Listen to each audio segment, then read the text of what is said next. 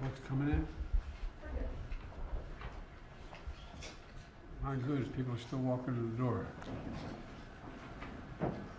Okay. Before I began, I wanted to say a few words about Iran's missile attack on Israel today. At my direction, the United States military actively supported the defense of Israel, and we're still assessing the impact. But based on what we know now, the attack appears to have been defeated and ineffective. And this is testament to Israeli military capability and U.S. military.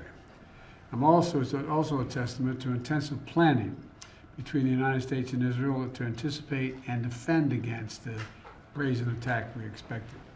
Make no mistake, the United States is fully supportive of Israel.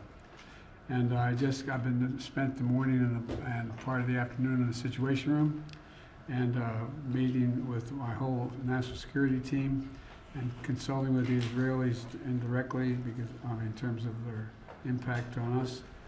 And the national security team has been, as I said, in constant contact with Israeli officials and their counterparts, and it's going to continue to be brought to me throughout the day. We still have to share updates when we get them, and we will do that. And now I want to turn to what we're going to be talking about today, the damage done by this horrible hurricane. My top priority, and I mean this sincerely because we've been through a lot of these, my top priority is to ensure the communities devastated by this hurricane get the help and support they need as quickly as possible. As quickly as possible. As we watch the storm from the Gulf region form, I also directed FEMA to redeploy a substantial number of assets and resources to ensure we're ready to deal with what we expected and to support all the folks in need. We had over 1,000 federal personnel, including search and rescue teams, at the ready on the ground before it hit. Maxwell Air Force Base in Alabama became the staging ground for responders throughout the entire region. With 2.7 million meals, nearly 2 million liters of water ready to be distributed before the hurricane hit. I immediately approved emergency declarations as soon as I received the requests from the governors or the state officials. Still, with all this preparation, this was a hurricane of unprecedented and historic proportions.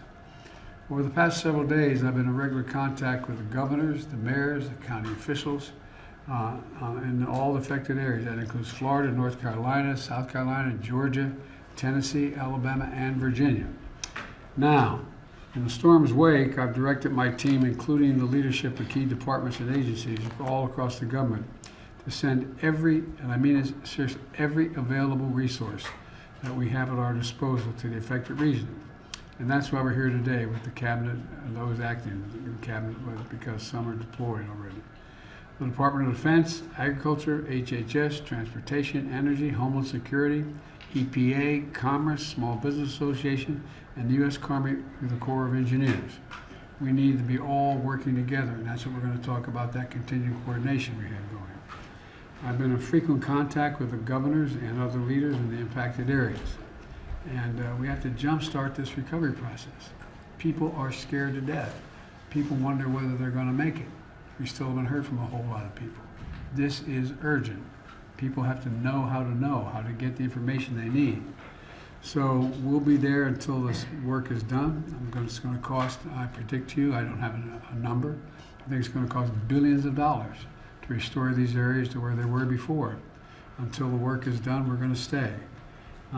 As I said, Congress needs to make sure that the states have every available resource.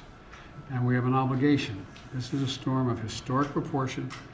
Nothing like this has happened in the region since the turn of the 20th century. I think the last was 1914, 1916, in that range. So that's what we're here to discuss, the detail of how we get all that's needed, and it's going to take a long time.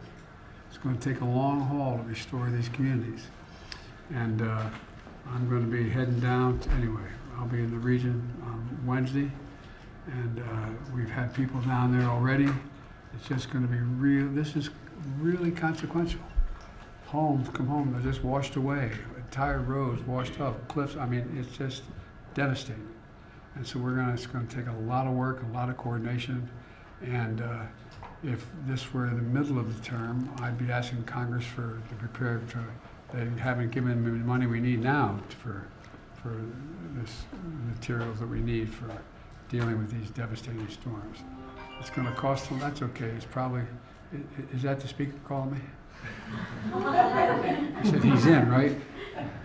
Anyway, so we're gonna now have our cabinet meeting, and thank you all for being here. Mr. President, thank you, Brad.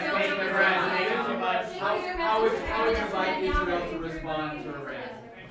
That's an active discussion right now. We've got to get all the data straight. We've been in constant contact with the Israeli government and our counterparts, and that remains to be seen. What is your message to Prime Minister Netanyahu, and have you spoken with him today? I haven't spoken with him. We have spoken with all his people, and I'll be talking to him, and my message will depend on what we finally conclude is needed.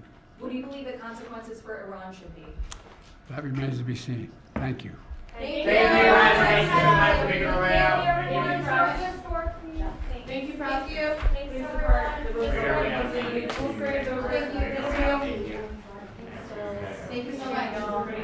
Thank you. Thanks for You being guys this way. work too hard.